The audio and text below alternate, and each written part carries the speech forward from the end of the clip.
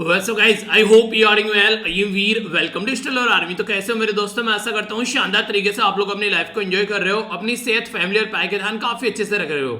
आज का जो लेक्चर है ये एक बड़ी ही डिफरेंट सी न्यूज मुझे देखने को मिली है। एक ऐसा केस निकल के आया अभी केरला के अंदर से, जहां पर एक तरीके से बड़ा ही एक मतलब ये एक अजीब सा केस जो नॉर्मली आप लोगों ने भी नहीं सुना होगा, और इवन जो जज ने जजमेंट दिया उसके लिए भी ये केस बड़ा डिफरेंट था। किसी एक तरीके से ऐसा होता है, किसी को गोली मार दी, किसी का गला घोटकर हत्या कर दी, ठीक है, किसी को ऊपर से फेंक दिया, किसी अलग अलग तरीके से इंसान की जान लेना। उसमें क्या होता है, एक नॉन लिविंग थिंग का यूज किया जाता है किसी पर्सन को मारने के लिए। चाकू हो गया, बंदूक हो गया, ठीक है, तकिया से दबाकर उसकी डेथ कर दे, एक तरीके से मतलब जो भी चीजें करी जाती हैं, जहर दे देना किसी को मिलाकर। पर लेकिन अपनी वाइफ को सांप से कटवा कर मारना, ये एक डिफरेंट तरीके का अभी जजमेंट यहां पर केरला से निकल कर आया।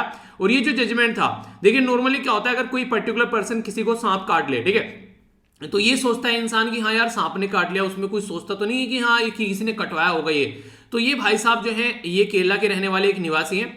कुछ झड़प हुई होगी वाइफ के साथ में, तो उन्होंने क्या किया, अपनी वाइफ को नींद की गोली दी, और नींद की गोली देने के बाद में इनके रूम में कोबरा सांप लाकर छोड़ दिया। पहली बार ये सांप जब छोड़ा गया ये बच गई, इसका एक तरीके से किस्मत अच्छी थी। पर लेकिन दूसरी बार जब सांप छोड़ा गया तो ये पर्टिकुलर जो पर्सन है, ये पर्टिकुलर जो महिला है, ये नहीं बच पाई, इसकी डेथ हो गई।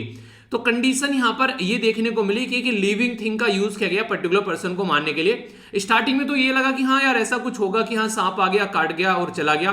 पर लेकिन जब रियलिटी में इन्वेस्टिगेशन की गई तो यहां पर फिर कुछ और ही खुलासा सामने निकल कर आया कि ऐसा इंसिडेंट पहले भी हो चुका था। पहले ये लड़की बच गई, तो इसके जो माँ बाप है लड़की के, उन्होंने फिर देखा कि कुछ ना कुछ गड़बड़ चल रही है।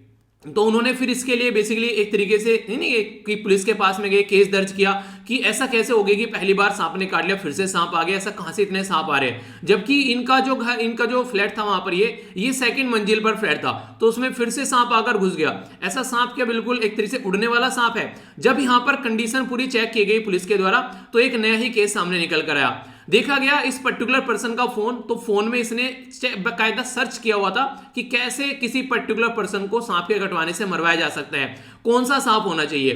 तो सारी चीजें इसने उसमें सर्च कर रखी थी फोन में। तो काफी एक खतरनाक चीज सामने निकल कर आई। तो देखा गया, तो यहां पर फिर कांटेक्ट किया गया आसपास में एक पर्टिकुलर जो नहीं सपेरे सांप रखने वाले, उनसे इसने कांटेक्ट किया। लगभग 10 से 12 हजार रुपए दिए उनको, एक कोबरा सांप खरीद कर लेकर आया, और फिर अपनी वाइफ को नींद की गोली दी, और रूम में जो बेडरूम था वहां पर सांप को छोड़ दिया। तो सांप ने जो है वाइफ को काटा। तो ये सिचुएशन आप लोगों को यहां पर देखने को मिली। तो सोचिए कितना खतरनाक ये इंसान यहां पर, मतलब कितनी गंदी हद तक इंसान सोच सकता है आज के डेट में। ये सोच के भी मुझे एक तरीके से अंदर से अजीब सी फीलिंग होती है। यानी कि अगर यार तुमको किसी पर्टिकुलर पर्सन के साथ में नहीं रहना है, तो सीधा सीधा फंडा है ना, उसको डाइवोर्स दे दो। तो ये क्या तरीका होता है कि इंसान की जान ले लेना।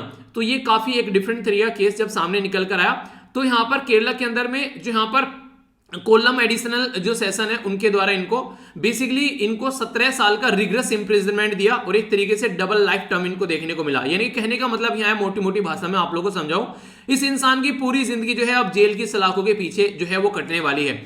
तो ये देखिए कि घर का क्या है, एक तरीके से घर का घेर कर देना बोलते हैं, कि घर को बर्बाद कर देना, कि वाइफ की डेथ, ऊपर से अपनी जिंदगी बर्बाद, मिला क्या आखिरी में, बाबा जी का टुल्लू। तो इस तरीके की जो हरकतें कोई इंसान सोसाइटी में करता है ना, उसका यही हर्ष होता है। अगर कोई इंसान अगर नेगेटिव इतना ज्यादा चला जाएगा, इस तरीके की हरकतें करेगा, सामने वाले की जान लेने पर उतारू हो जाएगा, तो फिर कुछ ऐसा केस आप लोगों को यहाँ पर देखने को मिलेगा। तो जब मैंने ये न्यूज पढ़ी, मैं रियलिटी में सरप्राइज हो गया, और यहाँ पर इवन जज भी सरप्राइज थे जब यहाँ पर इनके द्वारा केस देखा कि ऐसा एक तरीके से कि एक लिविंग थिंग के द्वारा किसी की जान ले लेना। तो ये बड़ा ही एक डिफरेंट सा केस जज के सामने भी निकल कर आया यहाँ पर। तो रिग्रेस इंप्रिजनमेंट दिया गया 17 साल तक। तो मतलब इसकी जो है एक तरीके से हड्डियां काली की जाएगी बिल्कुल दबाकर, ताकि ये इंसान जो है बिल्कुल सुधरे, और आगे के लिए भी लोग जो है इन सब चीजों के बेहतरीन सोचने से बारे में भी डरे पहले। और यहाँ पर ये चीज है, इस इंटरेस्टिंग चीज ये है, इस इंसान के द्वारा जब ये सांप खरीदा गया, ये बोलकर कि इसके ऊपर स्टडी करना चाहता है, कुछ रिसर्च करना चाहता है इन चीजों के ऊपर, तो इसलिए यहाँ पर ये 10-12 हजार रुपए में सांप को देकर खरीद कर लेकर आया। इतना दिमाग अगर कहीं और लगा लेता, अगर प्रॉब्लम में लगा लेता सोल्यूशन निकालने में, तो उस प्रॉब्लम का सोल्यूशन निकल जाता। तो ये सिचुएशन है यहाँ पर। तो ऐसे ऐसे भी केस आप लोगों को सोसाइटी में देखने को मिलते हैं। अगर आप लोग ऐसे पर्टिकुलर एरिया में, आप लोगों से केस स्टडी बन जाती है ऐसी चीज पर, अगर आप लोग किसी पर्टिकुलर एरिया में मान लीजिए पोस्टेड है पुलिस की पोस्ट पर, और वहां पर आप लोगों के सामने कोई ऐसा केस निकल कर आता है, ठीक है, तो आप लोग उसको किस तरीके से डील करोगे। तो ये सारी चीजें पता होना चाहिए। ऐसे अब की बार प्रैक्टिकल क्वेश्चन आप लोगों को देखने को मिले यूपीएससी के अंदर में, जिनमें कई सारी ऐसी थी कि पुलिस की कस्टडी में पर्टिकुलर पर्सन को गिरफ्तार कर लिया तो कहां पर उसको रखा जाएगा। देखे ना वो क्वेश्चन, वो किसी किताब में आप लोगों को नहीं देखने को मिलेंगे, वो न्यूज़पेपर से ही निकल कर आते हैं। तो इसलिए न्यूज़पेपर अगर रेगुलर सुनोगे तो बहुत सारी चीजें जो है वो आप लोगों की कवर होती नजर आएगी। एक छोटी सी इंपॉर्टेंट बात जो मैंने आप लोगों को बोली थी कि ये पर्टिकुलर 24 आवर का आप लोगों को एक पर्टिकुलर शेड्यूल देखने को मिलेगा, जिसमें रात को 12 बजे से अगले शाम को 11 बजे तक का day wise Sunday, Monday, Tuesday, Wednesday, Thursday, Friday, Saturday पूरा आप लोगों को देखने को मिलेगा। अगर 7 दिन तक लगातार आप लोग इसको भर लेते हैं, लगभग 7 दिन तक, तो आप लोग अपनी लाइफ में बहुत ज्यादा इंप्रूवमेंट पाएंगे। आप लोगों को ये देखने को मिलेगा आप लोग कहां कहां टाइम को वेस्ट कर रहे हैं और कहां पर आप लोग इन्वेस्ट कर रहे हैं। तो मैंने बोला था आप लोगों को ये टेलीग्राम पर प्रोवाइड करा दूंगा, मैंने इसको टेलीग्राम पर प्रोवाइड करा दिया है। इसको डाउनलोड कर इसका प्रिंट आउट निकाल लेना और फिर यहां पर 4-5 कॉपी आप लोग रख लेना। तो एक कॉपी में 7 दिन तक आप लोग भर पाएंगे कि हाँ ये घंटा आप लोगों ने कैसे यूज किया, नेक्स्ट आवर कैसे यूज किया। तो उसके बेस पर आप लोग अगर ये इस तरीके का अगर एक पेपर भी निकाल कर लेकर आएंगे तो 7 दिन का काम आप लोग का निपट जाएगा। अगर 4 पेपर नहीं लिए तो आप लोग का 1 महीने का काम निपट जाएगा और 1 महीने में आप लोग अपने आप को सुधरता हो पाएंगे काफी हद तक। ठीक है, इसी के साथ में इंपॉर्टेंट बात एक और यहाँ पर, मैंने कल आप लोगों को पीडीएफ प्रोवाइड कराई टेलीग्राम पर, जो हमारा रिवीजन वाला जो मंथली वीडियो आता है उसका यहाँ पर जनवरी से लेकर सितंबर तक का ये मर्ज पीडीएफ है आप लोगों के सामने, यहाँ पर इसको जाकर डाउनलोड कर लेना।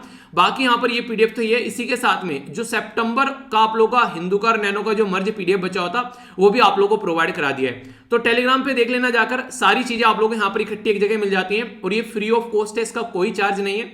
1,42,000 के करीब मेंबर जुड़े हुए हैं, तो इसको आप लोग ज्वाइन कर लीजिए। ठीक है, एक और इंपॉर्टेंट बात, आंसर राइटिंग अगर आप लोग करना चाहते हैं तो डेली 2 क्वेश्चन पोस्ट कर रहा हूं। कल भी मैंने 2 क्वेश्चन पोस्ट किया, एक तो आप लोगों का करंट का है और दूसरा स्टैटिक का है। हिस्ट्री का क्वेश्चन मैंने दिया था, कई सारे बच्चे अच्छे से आंसर लिख रहे हैं, आप लोग भी आंसर यहां पर लिख सकते हैं। टेलीग्राम का लिंक जो है वीडियो के नीचे आप लोगों को मिल जाएगा। लगभग 50,000 के करीब मेंबर यहां पर जुड़े हुए हैं। तो रेगुलर प्रैक्टिस अच्छे से करते रहिए, फाइनल डेस्टिनेशन पर अगर आप लोगों को पहुंचना है तो। ठीक है, तो ये कुछ बातें थी जो मुझे आप लोगों के साथ में शेयर करनी थी। अब एडिटोरियल देखेंगे और न्यूज एनालिसिस जरूर देखना वीडियो के एंड तक, क्योंकि काफी कुछ आप लोगों को जानने को मिलेगा, बहुत सारी चीजें आप लोगों को यहाँ पर बेसिकली देखने को मिलेगी।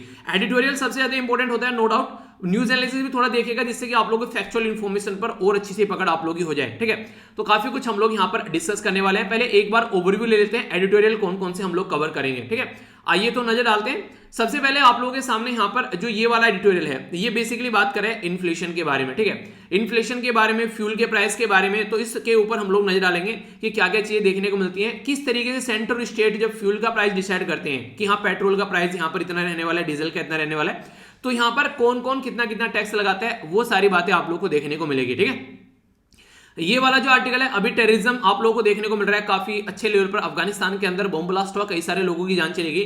तो ये वाला आर्टिकल और इसी के साथ में जो साइड में आर्टिकल है, यहाँ पर एक और आर्टिकल है, यहाँ पर ये वाला आर्टिकल, इन दोनों को मैं कंबाइन करके डिस्कस करूंगा। बेसिकली अफगानिस्तान के बारे में ही डिस्कस किया जा रहा है यहाँ पर भी, तो दोनों को देखेंगे क्या क्या चीजें हैं। और यहाँ पर तो मेनली टेररिज्म के बारे में, पर लेकिन अफगानिस्तान एक फोकस एरिया है यहाँ पर। ठीक है, तो इसको हम लोग समझेंगे। नोबेल प्राइज अभी यहाँ पर इकोनॉमिक्स में दिया गया है, तो इसके बारे में कुछ बातें डिस्कस की गई हैं, तो इसके बारे में मैं आप लोगों से डिस्कस करूंगा कि क्या क्या चीजें भी देखने को मिल रही है। इवन 2019 का और 20 का भी नोबेल प्राइज आप लोग कवर करा दूंगा, जो कि इकोनॉमी के फील्ड में है। ठीक है, तो उसको भी हम लोग यहाँ पर देख लेंगे। ये है बेसिकली फेडरलिज्म के बारे में आप लोग बात कर सकते हैं, स्पेशल स्टेटस कैटेगरी के बारे में आप लोग बात कर सकते हैं। इस आर्टिकल में जो बेसिकली फोकस किया गया है, ये फोकस किया गया है 2 राज्यों के ऊपर, एक तो है तेलंगाना और दूसरा है आंध्र प्रदेश। ठीक है, तो आर्टिकल के ऊपर नजर डालेंगे, कई सारी बातें आप लोग को डिफरेंट तरीके की जानने को मिलेगी, जिसको आप लोग अंडरस्टैंड कर पाएंगे। देखिए, कोई भी काम अगर आप लोग करना है बिना पैसे के पॉसिबल नहीं हो पाएगा। तो क्लाइमेट चेंज वाला मुद्दा समझाने की कोशिश की गई है और इसके चलते क्लाइमेट फाइनेंसिंग की बात की गई है। अगर कल को जो गरीब कंट्री है उसको अपने यहाँ पर जो सोलर एनर्जी के पैनल, जो सोलर पैनल लगाने हैं, कुछ इस तरीके से इंफ्रास्ट्रक्चर ढांचागत विकास करना है, तो उसके लिए पैसे की जरूरत पड़ेगी, तो उसी के बारे में बात की जा रही है। तो इसको समझेंगे। हालांकि ये आर्टिकल बहुत सारे अभी आने वाले हैं आप लोगों के सामने, क्योंकि नवंबर के महीने में कॉन्फ्रेंस ऑफ पार्टी 26 होगी। ठीक है, तो आप लोग चाहो तो इस तरीके के आर्टिकल को स्किप भी कर सकते हो, क्योंकि बहुत सारे आर्टिकल अभी आप लोग को आगे आने वाले टाइम में देखने को मिलेंगे इस तरीके के। ठीक है, पर फिर भी एक ओवरव्यू आप लोग को जरूर दूंगा, टेंशन मत लीजिए, मैं कुछ नहीं छोड़ने वाला हूं। ठीक है, ये आर्टिकल काफी इंपॉर्टेंट आर्टिकल आप लोग बोल सकते हैं, खासकर फूड सिक्योरिटी के बारे में बात कर रहे हैं, और आप लोगों को इसके बारे में बेसिकली इंपॉर्टेंट एक डे के बारे में मैं यहाँ पर डिस्कस करूंगा। ठीक है, तो ये टोटल हमारा एनालिसिस रहेगा और वीडियो के एंड में आप लोगों को बेसिकली जो है एनालिसिस देखने को मिलेगा। तो उसको भी आप लोग देखिएगा, कई सारी बातें और भी आप लोगों को जानने को मिलेगी। ये है बेसिकली डोज दी जा रही है बच्चों को, तो उसके बारे में और कई सारे लोगों को, तो इसके बारे में भी एक न्यूज एनालिसिस में पोर्शन है, तो वहां पर मैं इसको कवर कर लूंगा। तो एक भी पॉइंट आप लोगों का नहीं बचने वाला है, सारी चीजें अच्छे से कवर करूंगा, ठीक है। तो आइए आगे बढ़ते हैं। सबसे पहले फूड डे से रिलेटेड हम लोग यहां पर बात करने वाले हैं। वर्ल्ड फूड डे, अगर आप लोगों से पूछे कि कोई किस दिन सेलिब्रेट किया जाता है, तो वीडियो को पॉज कर एक बार आंसर दीजिए, देखता हूं किस किस को पता है कि वर्ल्ड फूड डे कब सेलिब्रेट किया जाता है। अक्टूबर के महीने में, इतना आप लोगों को बता देता हूं, और जो आने वाले दिन है 2-3 इन्हीं के अंदर है, इतना भी बता देता हूं। चलिए कोई नहीं। वर्ल्ड फूड डे जो है यहाँ पर 16 अक्टूबर को सेलिब्रेट किया जाता है। अब की बार का जो वर्ल्ड फूड डे है उसकी जो थीम है यहाँ पर, ये काफी इंपॉर्टेंट है। बोला गया है कि यहाँ पर over action or over future, यानी कि वो नहीं कहते कि जैसी करनी वैसी भरनी, जैसा बोओगे वैसा काटोगे, तो कुछ कुछ ऐसा ही आप लोगों को ये देखने को मिलेगा। तो हमारे जो भी एक्शन रहेंगे वही हमारा फ्यूचर क्रिएट करेंगे। अगर आज की डेट में आप लोग हेल्थ पर फोकस देकर चलेंगे तो आप लोग की हेल्थ अच्छी होगी, अगर पढ़ाई पर फोकस देंगे तो आप लोग की पढ़ाई अच्छी होगी। तो जिस भी चीज पर आप लोग टाइम लगाना स्टार्ट कर देंगे वो आप लोग की इंप्रूव होना स्टार्ट हो जाएगी। तो यहां पर बेसिकली बात की जा रही है कि बेटर प्रोडक्शन, अगर हम लोग अच्छा खासा अपने खेतों में अच्छे से हम लोग चीजों को बेसिकली बढ़ाएंगे, ठीक है, बेटर न्यूट्रिशन देखने को मिलेगा, बेटर इन्वायरमेंट देखने को मिलेगा और बेटर लाइफ देखने को मिलेगी। यानी कि यार सारी चीजें ना एक दूसरे के साथ में कोरिलेट आप लोगों को नजर आएंगी। तो ये बातें यहां पर बोलने की कोशिश की जा रही है। तो फॉर बेटर जो रिप्रेजेंटेशन है यहाँ पर, ये फूड एंड एग्रीकल्चर ऑर्गेनाइजेशन, जिसको FAO आप लोग बोलते हो, इसका काफी बड़ा कॉन्ट्रीब्यूशन यहाँ पर रहता है, और खासकर सस्टेनेबल डेवलपमेंट गोल को अचीव करने में और हाई लेवल जो एस्पायरेशनल गोल है उनको अचीव करने में। देखिए आप लोगों को थोड़ा समझाता हूं, थोड़ा सा यहाँ पर सस्टेनेबल डेवलपमेंट गोल के बारे में बात करें तो पहला गोल जो है वो गरीबी को मिटाने के बारे में बात करता है। दूसरा गोल जो है भूखमरी को मिटाने के बारे में बात करता है, और तीसरा गोल जो है वो हेल्थ के बारे में बात करता है। चौथा एजुकेशन के बारे में बात करते हैं। तो नॉर्मली अगर यहां पर इन गोल को मैक्सिमम एक साथ में लेकर चलते हैं, रीजन क्या है? रीजन यह है कि गरीबी मिटेगी तो भूखमरी मिटेगी, और भूखमरी मिटेगी तो अच्छी हेल्थ और एजुकेशन मिलेगी पर्टिकुलर पर्सन को। तो इसी के चलते इनके ऊपर फोकस सबसे ज्यादा दिया जाता है कि हेल्थ और एजुकेशन सारी एक साथ में आ जाती है। और यहां पर जो फूड एंड एग्रीकल्चर ऑर्गेनाइजेशन है, जो कि आप लोगों से क्वेश्चन भी डायरेक्ट बन सकता है इसके बारे में, याद रखिएगा एक इंपॉर्टेंट ऑर्गेनाइजेशन है food and agriculture organisation. Basically इसको बनाया गया था, कब बनाया गया था? 16 अक्टूबर 1945 को। इसीलिए 16 अक्टूबर जो है हम लोग कैसे यहां पर यूज करते हैं, ये वर्ल्ड फूड डे के रूप में सेलिब्रेट किया था, क्योंकि इस दिन ये जो है ऑर्गेनाइजेशन बनाई गई थी। जो आप लोगों को यहां पर इसका हेडक्वार्टर देखने को मिलेगा, या क्यूबिक, जो कि कनाडा के अंदर आप लोगों को इसका हेडक्वार्टर नजर आएगा। ये ऑर्गेनाइजेशन बनाई गई जिसका नाम है फूड एंड एग्रीकल्चर ऑर्गेनाइजेशन। तो यूनाइटेड नेशन यानी कि यूएन की एक स्पेशलाइज एजेंसी है, जो कि यहां पर ये कोशिश करती है कि कैसे डिफीट करना है हंगर को, यानी कि भूखमरी को हराना है, ठीक है, लोगों का न्यूट्रिशन लेवल बढ़ाना है, यानी कि पोषक तत्व लोगों के अच्छे होने चाहिए, और फूड सिक्योरिटी होनी चाहिए, खाना सबको मिलना चाहिए। तो इसलिए इसका जो मोटो है यहां पर वो भी देखने को मिलेगा, let there be a bread, यानी कि सबको कम से कम खाना मिलना चाहिए, ये इसका फोकस एरिया रहता है। तो ये आप लोगों से क्वेश्चन की फॉर्म में भी कई बार चीजें पूछ ली जाती हैं। अब एक और इंपॉर्टेंट क्वेश्चन जो कई बार बनता है, अगर पूछ ले कोई आप लोगों से कि ग्लोबल फॉरेस्ट जो असेसमेंट, ये रिपोर्ट किसके द्वारा प्रस्तुत की जाती है? तो फूड एंड एग्रीकल्चर ऑर्गेनाइजेशन के द्वारा ही प्रस्तुत की जाती है, ठीक है, ग्लोबल फॉरेस्ट असेसमेंट ये बेसिकली, ठीक है। तो रिसोर्स असेसमेंट देखने को मिलता है, तो ये रिपोर्ट इसके द्वारा प्रस्तुत की जाती है, ओके। तो यहां पर इसके द्वारा ये बातें बताई गई है। अगर आप लोगों से पूछूं, यहां पर एक पर्टिकुलर प्राइज दिया गया था, नोबेल पीस प्राइज, यहां पर फूड से रिलेटेड एक ऑर्गेनाइजेशन को दिया गया था, ठीक है। किस ईयर में दिया गया था, ठीक है, ये मैंने आप लोगों को पढ़ा रखा है, ठीक है। जो मैंने बोला था ना कि वीडियो देख लेना, जो 18, 19, 20 वाली जो भी उनमें ये सारी चीजें आप लोगों को देखने को मिलेगी। तो बताइएगा कि किस ईयर में दिया गया था। और ये रिसेंटली अभी काफी न्यूज में इसलिए भी आ गया है क्योंकि कोविड-19 के चलते भूखमरी की संख्या ज्यादा बढ़ गई है, भूखे लोगों की संख्या ज्यादा बढ़ गई है, जिसके चलते जो टारगेट था सस्टेनेबल डेवलपमेंट गोल का कि भूखमरी को कम करना है, उसमें और ज्यादा विघ्न अभी पड़ रहे हैं। तो उसकी वजह से यहां पर ये न्यूज में बन गया, ठीक है।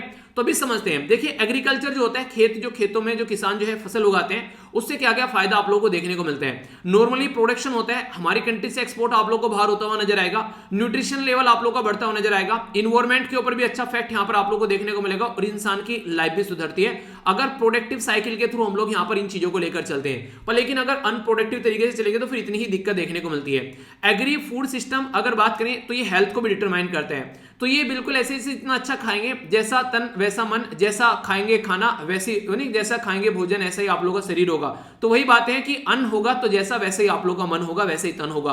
तो इस तरीके से समझ सकते हैं। हमारी कंट्री में एक एनालिसिस किया गया यहाँ पर, नेशनल फैमिली, जो खासकर ये जो सर्वे आता है हमारी कंट्री में, नेशनल फैमिली हेल्थ सर्वे, इसके द्वारा बताया गया कि कई सारे राज्य ऐसे हैं जहां पर बेसिकली अगर न्यूट्रिशन के लेवल पर बात करें, पोषक तत्व के लेवल पर बात करें, हमारी कंट्री में काफी बुरी कंडीशन है, खासकर राज्य की। 17 राज्य और 5 यूनियन टेरिटरी ऐसी हैं जहां पर 54% इंडियन पॉपुलेशन जो है वो बहुत बुरी कंडीशन से जूझ रही है। और ये बातें यहां पर जब पहला यहां पर इसका पहला यहां पर जब सर्वे की फाइंडिंग प्रस्तुत की गई, कॉम्प्रिहेंसिव नेशनल न्यूट्रिशन सर्वे, इसमें हाईलाइट भी किया गया कि माइक्रो जो न्यूट्रिशन, जो मेल न्यूट्रिशन के शिकार लोग आप लोगों को देखने को मिलेंगे, न्यूट्रिशन लेवल काफी ज्यादा आप लोगों को बुरा नजर आएगा हमारे देश में। यानी कि पेट भरने के लिए लोग खाना खा रहे हैं, रियलिटी में एक बैलेंस डाइट उनको नहीं मिल पा रही है, जिसकी वजह से हेल्थ अच्छी रहती है। यानी कि कुछ भी खाया जा रहा है, बस पेट में खाना जाना चाहिए, ऐसी कंडीशन आप लोगों को देखने को मिलेगी। ना उसमें प्रोटीन के बारे में कोई बात करें, ना कार्ब्स के बारे में बात करें, ना उसमें कोई आप लोगों को पोषक तत्व जो होते हैं, न्यूट्रिशन होते हैं, उनके बारे में कोई बात करें, बस हाँ खाया जा रहा है कुछ ना कुछ, ठीक है,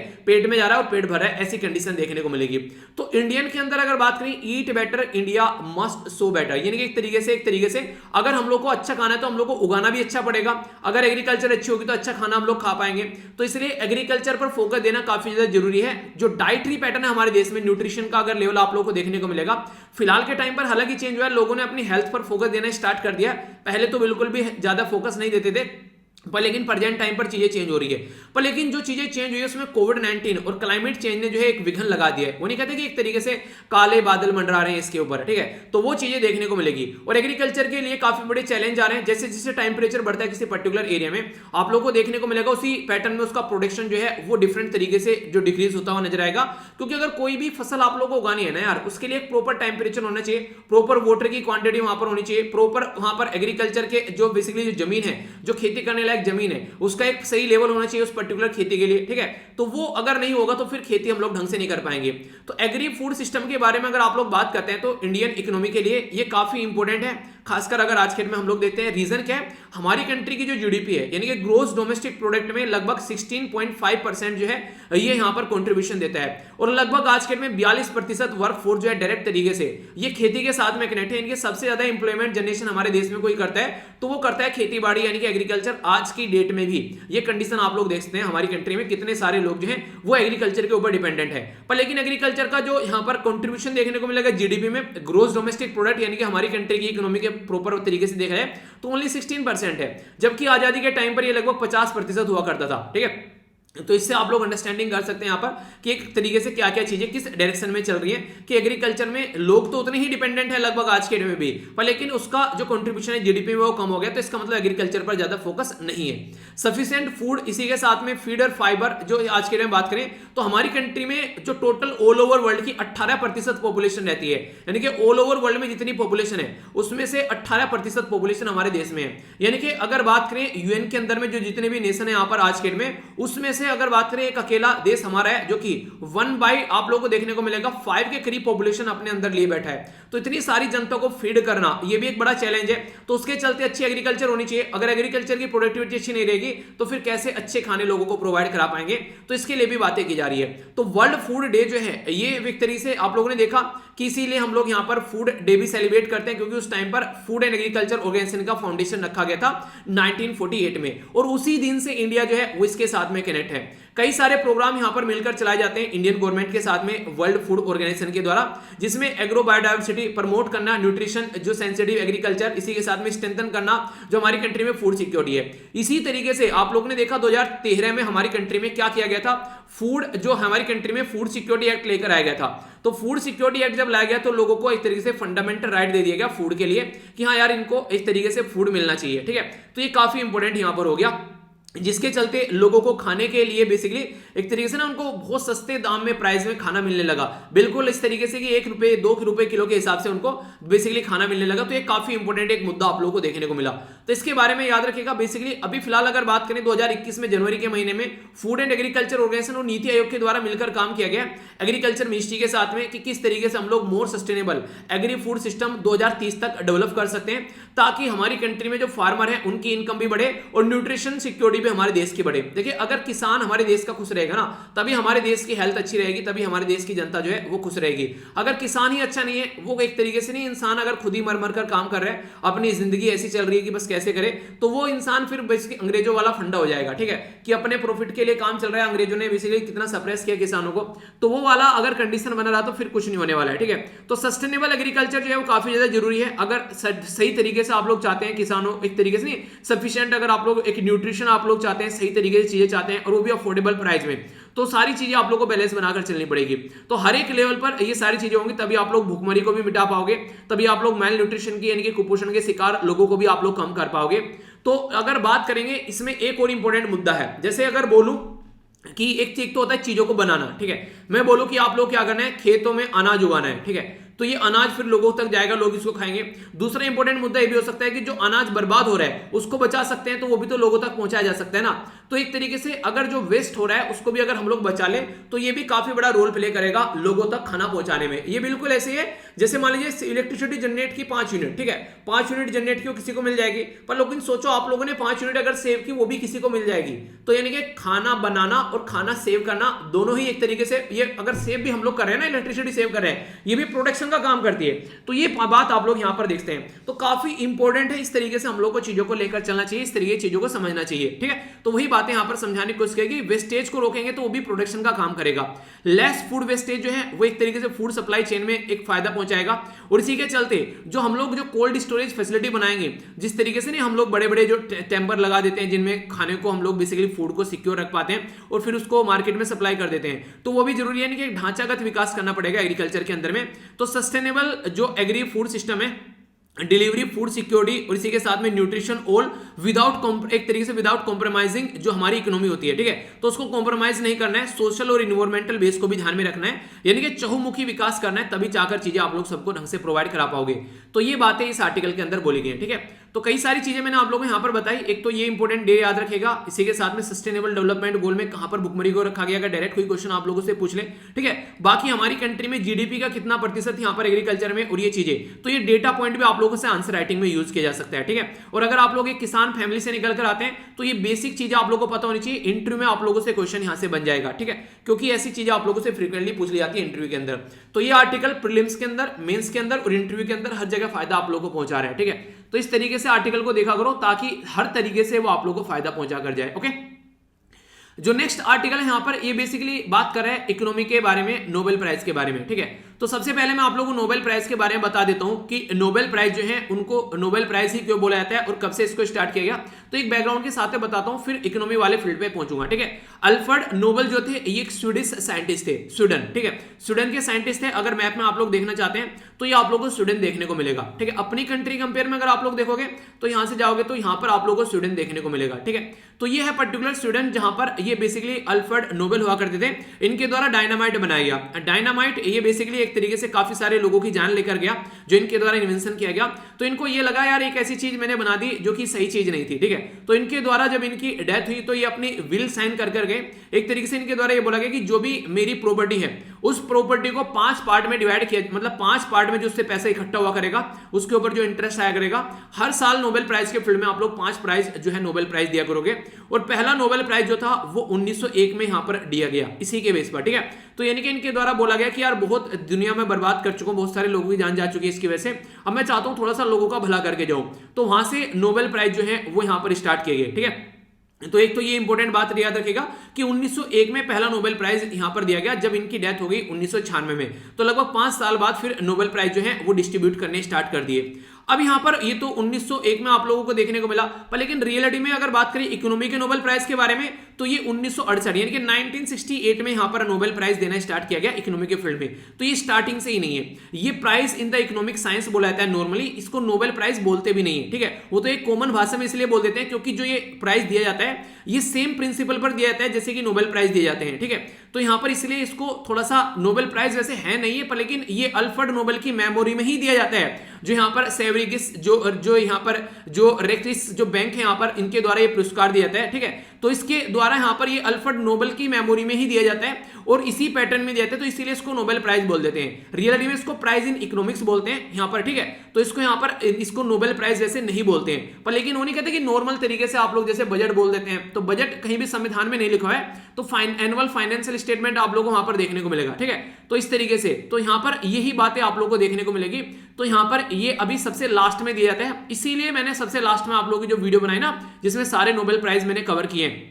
ये वीडियो कई सारे बच्चे बोले थे लेट क्यों आई है, ये इसीलिए लेट आई है क्योंकि सबसे बाद में जो इकोनॉमी के फील्ड में दिया जाता है, तो इसीलिए यहाँ पर ये मैंने आप लोगों को प्रोवाइड कराई।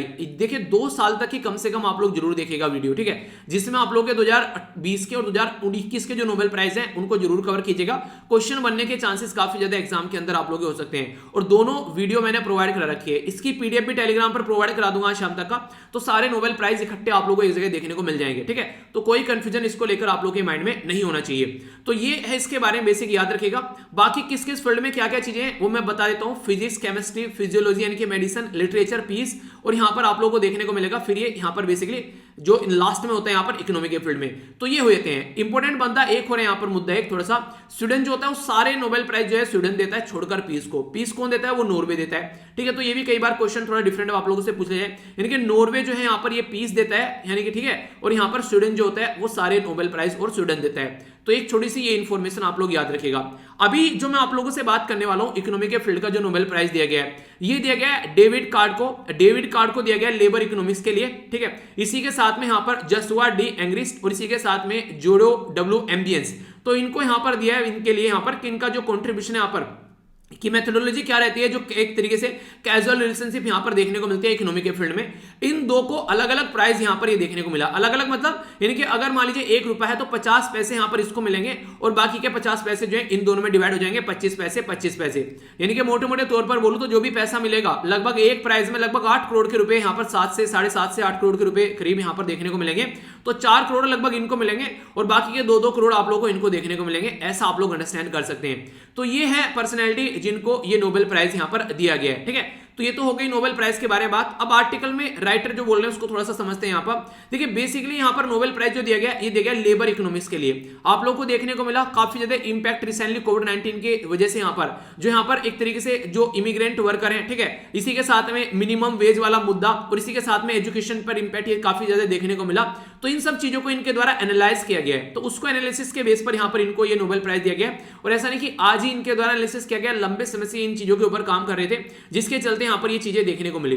और जो सेकंड वाला जो सेकंड हाफ मिला यहां पर इनको बेसिकली दिया गया कि मेथोडोलॉजी जो भी है ये कैजुअल रिलेशनशिप की, यानी कि एक तरीके से इंपैक्ट देखना, किसी चीज को अगर कंटीन्यूअसली आप लोग कर रहे हो उसकी वजह से क्या इंपैक्ट यहां पर निकल कर आता है। जैसे मैंने उदाहरण के तौर पर आप लोग को बताया था कि अगर कोई पर्टिकुलर पर्सन जो है वो स्मोकिंग कर रहा है तो उसकी हेल्थ पर क्या इंपैक्ट पड़ेगा। ठीक है, उसको आगे चलकर कोई कैंसर हो गया, माउथ कैंसर हो गया, तो ये दिक्कत क्या है? दिक्कत यहां पर ये नहीं कि यहां पर आप लोगों को देखने को मिलेगा इस पर्सन को माउथ कैंसर हुआ है। अगर ये रिलेशनशिप रहेगी, अगर स्मोकिंग इसी तरीके से एक तरीके से चलती रहेगी चीजें, तो कैंसर होना ही यहां पर person A B C D कोई भी हो सकता है। ठीक है, तो इसको एनालिसिस करना इसी तरीके से यहां पर इकोनॉमी के फील्ड में, तो ये समझने की कोशिश की जाती है। पर लेकिन ऐसा भी बोला गया कि एक फैक्टर के ऊपर डिपेंड नहीं करेगा।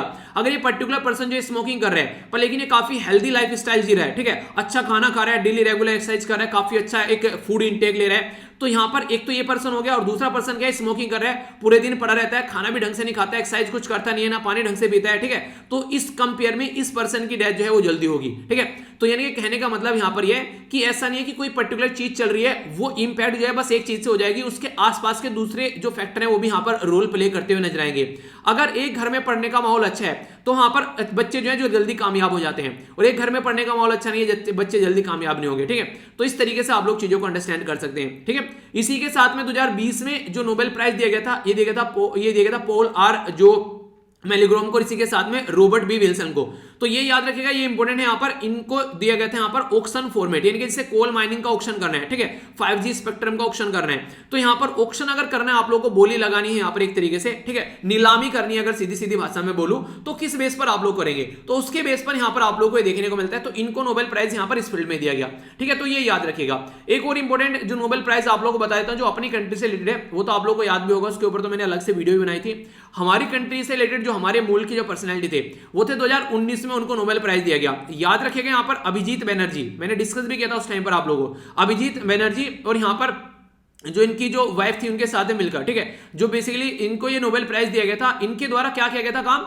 इनके द्वारा रेंडमाइज कंट्रोल ट्रायल के बारे में बात की गई थी, जिसको RCT बोला गया था। रेंडमाइज कंट्रोल ट्रायल क्या होता है, यानी कि अगर किसी पर्टिकुलर एरिया में, अगर आप लोग मान लीजिए एक पर्टिकुलर एक डिफाइन एरिया में जाएंगे और वहां पर आप लोग बोलेंगे कि इन बच्चों को हम लोग को फूड सिक्योरिटी प्रोवाइड करानी है, इनको मिड डे मील जो खाना मिलना है, तो उनको एजुकेशन प्रॉपर प्रोवाइड करानी है, तो एक तो उनका बिहेवियर कैसा है, ठीक है, और एक नॉर्मल बच्चा अगर वैसे ही नॉर्मल तरीके से जिंदगी जी रहा है उसका बिहेवियर कैसा है, तो एक पैटर्न में अगर कंट्रोल कर कर आप लोग चीजों को चलोगे। इसलिए कहते हैं बच्चों को देखिए, किसी ने किसी को एक तरीके से, कि बच्चों को अगर पालना है तो नॉर्मली कोई ना कोई फोकस देना पड़ेगा, तो हस्बैंड देगा या फिर वाइफ देगी। अगर फोकस नहीं दोगे तो बच्चों की जिंदगी बर्बाद हो जाएगी, क्योंकि बच्चे जो होते हैं ना उनको एक कंट्रोल में रखने की काफी ज्यादा जरूरत है। खासकर स्टार्टिंग की अगर बात करें, लगभग 10 से लेकर 12 तक का, तो उनको एक टाइट कंट्रोल में उनको रखना चाहिए, ताकि बच्चे जो है एक सही पैटर्न में चीजों को अंडरस्टैंड कर सके, क्योंकि उस टाइम पर बड़ा चंचल मन होता है, काफी ज्यादा इधर उधर भटकने के चांसेस काफी ज्यादा रहते हैं, कम से कम 12 तक का, तो ठीक है। 12th के बाद में उनको थोड़ा सा आजादी देनी चाहिए, तो बिल्कुल ऐसे ही काम करना चाहिए जैसे अंग्रेजों ने नहीं किया था हमारे साथ में, ठीक है। स्टार्टिंग में जैसे कि क्या किया, स्टार्टिंग में पूरा टाइट कंट्रोल कर लिया, फिर जब हम लोग छटपटाने लगे तो फिर हम लोग को थोड़ी सी आजादी, चलो भाई साहब इनको थोड़ा इलेक्शन लड़वा देते हैं, ठीक है, इनको भी थोड़ा सा बेसिकली इनको भी थोड़ी सी पावर दे देते हैं, ठीक है। तो वो सारी चीजें आराम आराम से वो ईज करते रहे, और फिर बाद में आके 1947 में पूरा आजादी दे दी, ठीक है। तो इसी तरीके से जिंदगी भी चलती है रियलिटी में, ठीक है। तो यहां पर बच्चों को एकदम आजादी नहीं देनी चाहिए, क्योंकि उसके बाद में क्या करेगा, उल्टी सीधी चीजों में पड़ जाएगा और अपनी जिंदगी बर्बाद कर बैठेगा। पर लेकिन अगर रेंडमाइज कंट्रोल ट्रायल आप लोग बोले तो वह टीना डाबी और रिया डाबी, उसके परिवार का एक बिल्कुल कंट्रोल है, उनको पता है कहां पर क्या क्या करना था, तो पेरेंट्स ने दोनों बच्चों को एक सही पोजीशन पर पहुंचा दिया, ठीक है। तो ये होता है एक रेंडमाइज एक कंट्रोल ट्रायल को लेकर चलना, कि पेरेंट्स को पता है किस तरीके से कितनी ढील देनी है और कैसे बच्चों को लेकर चलना है, तो फिर रिजल्ट ऐसा निकल कर आता है। तो यहां से आप लोग समझ सकते हैं। पर लेकिन अगर रहेगा बस आनंद फानन में चीज चल रही है, तो फिर तो कुछ नहीं होने वाला है, ठीक है। तो ये है यहां पर इसके अंदर जो बातें की गई है, तो बेसिकली इससे काफी ज्यादा फायदा भी फिलहाल प्रेजेंट टाइम पे होने वाला है। बिग डेटा एनालिसिस को भी यहां पर समझने में फायदा मिलेगा आज की डेट में अगर देखा जाए तो, जिसके ऊपर काफी सारी चीजें टिकी हुई है, ठीक है। इंपॉर्टेंट यहां पर यह कि ये वीडियो जरूर देखना, इसकी PDF आज शाम को प्रोवाइड करा दूंगा, जिसमें सारे नोबेल प्राइज आप लोगों के 2021 के सारे मैंने कवर कर दिए एक जगह, ठीक है। तो इसका बेसिकली टेलीग्राम पर भी मैंने लिंक प्रोवाइड करा दिया था। तो ये बेसिक इन्फॉर्मेशन है, कोई कंफ्यूजन नहीं होना चाहिए। तो ये था हमारा बेसिकली सेकंड आर्टिकल, जिसमें मैंने आप लोगों को एक्स्ट्रा भी कई सारी चीजें बता दी। अब आगे चलते हैं, नेक्स्ट इंपॉर्टेंट पॉइंट की तरफ को चलेंगे, और ये जो इंपॉर्टेंट पॉइंट है यहाँ पर, ये बेसिकली बात करें फेडरलिज्म के बारे में। फेडरलिज्म मतलब संघवाद का ढांचा, बेसिकली आप लोग जिसको बोल सकते हैं। देखिए ये कॉन्सेप्ट होते हैं, इनके ऊपर ना डायरेक्ट भी क्वेश्चन आप लोगों के बन जाते हैं। बहुत सारे कॉन्सेप्ट आप लोगों ने प्रीलिम्स के अंदर देखोगे, इन्फ्लेशन का आ गया, फेडरलिज्म का अगर कोई कॉन्सेप्ट आ गया, ये सारी चीजें आप लोगों में बहुत बार आप लोगों में पढ़ा चुका हूं, ठीक है। क्योंकि अगर कॉन्सेप्ट आप लोगों की समझ में आ गया, तो अब की बार एनालिसिस एक एनालिटिकल क्वेश्चन पेपर आप लोगों को देखने को मिला, ना कि फैक्चुअल। तो इसलिए मैं बोलता हूं कि एडिटोरियल तो आप लोगों को जरूर सुनने हैं, क्योंकि एक एनालिटिकल जो अप्रोच आप लोगों की डेवलप होती है वो एडिटोरियल के अंदर ही डेवलप होती है। फैक्चुअल क्वेश्चन काफी कम आप लोगों को देखने को मिले, एनालिसिस के क्वेश्चन थे सारे, ठीक है। अभी यहां पर जो बेसिकली आप लोगों को पता है, हमारी कंट्री में 2014 में क्या किया गया, 2 राज्य बन गए। बेसिकली 2 राज्य का मतलब एक राज्य था, उसमें से 2 राज्य निकाल, एक राज्य में से दूसरा राज्य निकल गया, तो अलग अलग 2 राज्य हो गए 2014 में। एक था तेलंगाना और दूसरा था यहां पर आंध्र प्रदेश। तो नॉर्मली यहां पर यह बोला जा रहा है कि आज की डेट में जो फेडरलिज्म का सिस्टम है, संघवाद का ढांचा है, तो उसमें राज्य जो है वो मिलकर काम करते हैं सेंटर के साथ में। पर लेकिन ये आर्टिकल थोड़ा सा पॉलिटिकल एंगल ले रहा है कि हमारी कंट्री में जो प्रेजेंट टाइम पर जो पावर में पॉलिटिकल पार्टी है सेंट्रल लेवल पर, वो चाहती है पूरा देश जो है वो उनके रंग में रंग जाए। यानी कि बीजेपी जो है ये माना जा रहा है इनके द्वारा, राइटर के द्वारा, कि पूरे राज्य में अपना कंट्रोल करना चाहती है। तो ये जो एंगल है पॉलिटिकल एंगल, वो आप लोगों से एग्जाम में नहीं पूछा जाएगा, तो उसको हम लोग काउंट नहीं करेंगे। जो इंपॉर्टेंट पॉइंट है मैं आप लोगों को बताने वाला हूं, ठीक है। इंपॉर्टेंट पॉइंट है यहां पर एक बेसिकली बात की गई स्पेशल कैटेगरी के राज्य के बारे में। आंध्र प्रदेश और तेलंगाना जो है काफी लंबे समय से चिल्ला रहे थे कि उनको जो है स्पेशल कैटेगरी राज्य में डाल दिया जाए, पर लेकिन उनको जो है स्पेशल कैटेगरी राज्य में नहीं डाला गया, ठीक है। तो यहां पर आज के दिन में अगर पूछ ले कोई आप लोगों से स्पेशल कैटेगरी में कौन कौन से राज्य आते हैं, तो जम्मू एंड कश्मीर वाला जो है बेसिकली आप लोगों को देखने को मिलता है आज की डेट में यूनियन टेरिटरी बन गया। दूसरा यहां पर हिमाचल प्रदेश, तीसरा उत्तराखंड, चौथा सिक्किम है, पांचवा अरुणाचल प्रदेश, छठा आसाम हो गया, ठीक है, और 6 और 5 ही हो गए, टोटल 11, ठीक है। 7वां मेघालय हो गया, 8वां मिजोरम हो गया, 9वां मणिपुर हो गया, 10वां त्रिपुरा हो गया, और 11वां आप लोगों को नागालैंड देखने को मिलेगा। तो इस तरीके से टोटल मिलाकर 11 राज्य ऐसे हैं हमारे देश में जिनको स्पेशल कैटेगरी के स्टेटस में हमारे देश में रखा गया है, ठीक है। अब कुछ इंपॉर्टेंट बातें जिसके बारे में आप लोगों से क्वेश्चन भी बन सकता है, वो मैं आप लोगों को बताने जा रहा हूं। ये जो स्पेशल कैटेगरी वाला फंडा हमारे देश में लाया गया था, ये कब लाया गया था? मैंने कहा था ना पेन और कॉपी लेकर बैठा करो, बहुत सारी चीजें मैं आप लोगों को एक्स्ट्रा बताता रहूंगा, उनको नोट डाउन करते रहना। तो यहां पर बात करते हैं तो फिफ्थ फाइनेंस कमीशन हमारी कंट्री में लाया गया था 1969 में कि स्पेशल कैटेगरी जैसा कोई फंडा होना चाहिए कि कुछ राज्य ऐसे हैं जहां पर हिली एरिया है, लो डेंसिटी आप लोगों को देखने को मिलेगी, लोकल बॉर्डर वाले एरिया में बात करें या फिर इकोनॉमिक बैकवर्डनेस है, अगर ये क्राइटेरिया आप लोगों को राज्य के अंदर देखने को मिलते हैं तो उन राज्यों को आप लोगों को स्पेशली थोड़ा सा सपोर्ट करना चाहिए।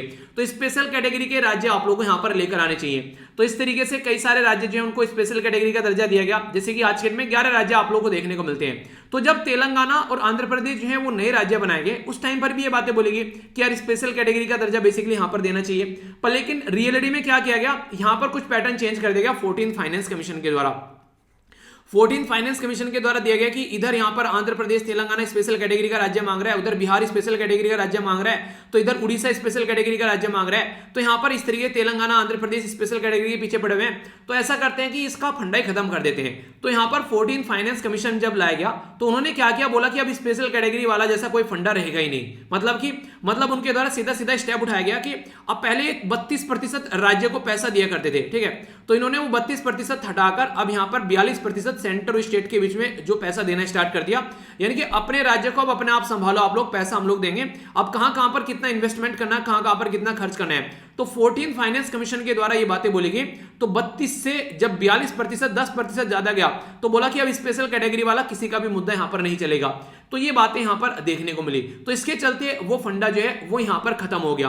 तो ये काफी ज्यादा आप लोगों को न्यूज में देखने को मिलता है इसके बारे में कई बार जब भी आंध्र प्रदेश तेलंगाना के बारे में बात करते हैं। तो एक तो ये इंपॉर्टेंट मुद्दा यहां पर जो काफी अच्छा लगा मुझे, एग्जाम में बन सकता है।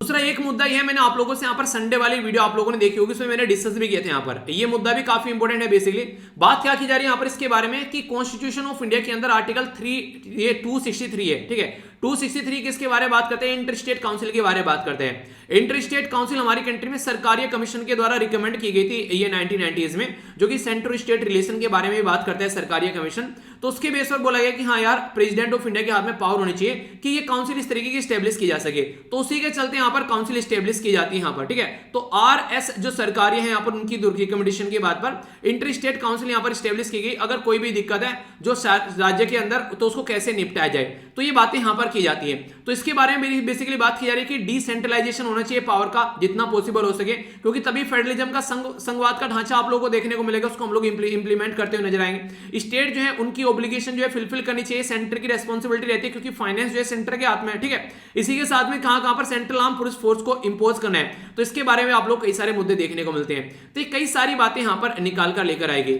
अगर बात करें इंटर स्टेट काउंसिल के बारे में, याद रखिएगा प्राइम मिनिस्टर जो है वो चेयरपर्सन होते हैं, चीफ मिनिस्टर जो होते हैं वो सारे यहां पर इसके बेसिकली पार्ट होते हैं, मेंबर होते हैं। चीफ मिनिस्टर जो एक तरीके से जो यहाँ पर chief minister of union territory, जैसे कि आज की डेट में अगर बात करो आप लोग तो पौंडीचेरी और बेसिकली दिल्ली होगी, ठीक है। एडमिनिस्ट्रेटर रहते हैं यूनियन टेरिटरी के जहां पर लेजिस्लेटिव असेंबली नहीं है। 6 यूनियन मिनिस्टर रहते हैं इंक्लूडिंग होम मिनिस्टर जो कि प्राइम मिनिस्टर साहब के द्वारा नॉमिनेट किए जाते हैं, और गवर्नर रहते हैं यहाँ पर जहां पर प्रेसिडेंट रूल लगा हुआ है। तो वो यहाँ पर मिलकर काम करते हैं कैसे राज्य के अंदर चीजों का सोल्यूशन निकालना है। तो कई सारी ऐसी बातें समझाने की कोशिश यहाँ पर की गई है कि एक तरीके से मिलकर काम किया जाएगा, तो एक तरीके से सबको साथ में लेकर चलने वाली बात होनी चाहिए। ऐसा नहीं कि आर्टिकल 370 हटाकर अब तक भी वहां पर इलेक्शन नहीं कराए गए, ठीक है, 2 साल से ज्यादा हो गए, तो ये गलत बात है। तो अपने कंट्रोल में राज्य को लेने वाली बात होगी। आज के डेट में जो प्रेजेंट गवर्नमेंट है वो बात करती है 1 nation 1 ration, 1 nation 1 election, 1 nation 1 language. तो इस तरीके से राइटर यहां पर ये बोला, वो ये चाह रहे हैं कि पूरे नेशन पे राज भी हमारी रहे बस, ठीक है, और कोई पॉलिटिकल पार्टी ना है। पर लेकिन अगर बात करें तेलंगाना में और आंध्र प्रदेश में, यहां पर जो दोनों पर्सन है वो यहां पर इनकी जो वर्चस्व है उसको यहां पर ये क्वेश्चन मार्क लगा रहे हैं, वो यहां पर इनको नहीं आने देंगे। तो बाकी पॉलिटिकल मुद्दे हैं वो आप लोगों के लिए इंपॉर्टेंट नहीं है और ना ही कोई आप लोगों से पूछने वाला है। जो बातें मैंने बताई स्पेशल कैटेगरी वाला और यहां पर जो मैंने आप लोगों से इंटर स्टेट काउंसिल वाला ये एंगल बताया, ठीक है, ये आप लोग जरूर याद रखिएगा। और फेडरलिज्म के संघ के बारे में जो हम लोगों ने बात की, तो ये इंपॉर्टेंट है, तो जिसके बारे में आप लोगों से क्वेश्चन पूछा जा सकता है। तो कौन कौन से राज्य जो है वो स्पेशल कैटेगरी में आते हैं, क्या क्या क्राइटेरिया, कौन से फाइनेंस कमीशन ने यहाँ पर ये दिया था, कौन से फाइनेंस कमीशन ने हटा दिया, ये कई बार स्टेटमेंट के फॉर्म में भी आप लोगों से क्वेश्चन पूछ ले जाते हैं। तो अगर ये क्लियर होंगे आप लोगों के माइंड में तो आप लोग कहीं भी कंफ्यूजन नहीं होगा, ठीक है। तो ये था यहाँ पर ये पर्टिकुलर मुद्दा। अब जो नेक्स्ट मुद्दा है वो है बेसिकली अफगानिस्तान के बारे में। एक मोटा मोटा तो आइडिया अफगानिस्तान के बारे में, पर लेकिन पूरे तौर पर टेररिज्म के बारे में बात की जा रही है। आप लोगों को पता है कि हुआ क्या था बेसिकली अफगानिस्तान के बारे में। जो ओसामा बिन लादेन के द्वारा यह कोशिश की गई कि अमेरिका का वर्चस्व जो है वो खत्म किया जाए, इसीलिए अमेरिका पर अटैक किया। यानी कि ऐसा है जैसे कि एक टाइम पर जैसे इलेक्शन चल रहे थे जब 2014 के, तो बड़ा मुद्दा ये निकल कर आ रहा था इवन 2019 के इलेक्शन में भी कि अरविंद केजरीवाल जो है वो बार बार बोल रहे थे कि प्राइम मिनिस्टर मोदी साहब के साथ में मुझे जो है डिबेट डिस्कशन करना है। तो होता क्या है, अगर एक छोटा लीडर है और एक बड़ा लीडर है, ठीक है, अगर उन दोनों के बीच में संवाद हो जाए तो हमेशा फायदा छोटे लीडर को होता है, ठीक है। यानी कि एक तरीके से ज्यादा जो न्यूज में कौन आएगा, वो छोटा लीडर आएगा, हमेशा आप लोगों को ये देखने को मिलेगा, फायदा उसको देखने को मिलेगा। बड़ा लीडर अगर हार जाता है तो यहां पर ये होगा कि यार छोटे से लीडर ने हरा दिया, पर लेकिन अगर छोटा लीडर हार जाता है तो कि हाँ बड़ा लीडर तो हरा ही दिया, कोई दिक्कत नहीं है। तो इसलिए अगर कभी भी आप लोग किसी कमजोर पर्सन को अगर आप लोग मारते हैं तो हमेशा लोग जो है सहानुभूति कमजोर पर्सन के लिए ही हमेशा रखेंगे, आप लोगों को हमेशा कहेंगे यार आप तो ताकतवर थे, आप लोगों ने ऐसा क्यों कर दिया। तो ऐसी कंडीशन देखने को मिलेगी। तो ओसामा बिन लादेन के द्वारा भी कुछ ऐसा ही माइंडसेट रखा गया कि अगर अमेरिका पर सीधा अटैक करूं तो ये सही तरीका होगा एक तरीके से उसकी हेजेमनी को हिलाने का।